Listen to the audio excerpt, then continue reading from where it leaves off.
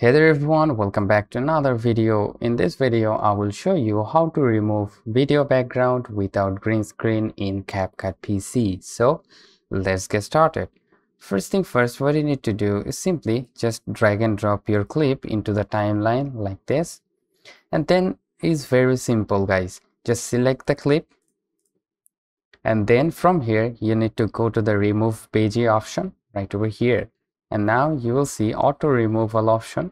Just press it and it will take some time, and as you can see we got the video like this without any background. So if we just drag and drop any of the clips behind it, so let's just make it into the layer 2 like this.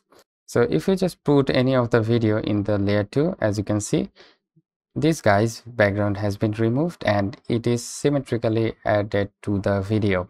So that's how you can simply remove the video background without any green screen in CapCut PC. So thank you so much guys for watching. Have a great day.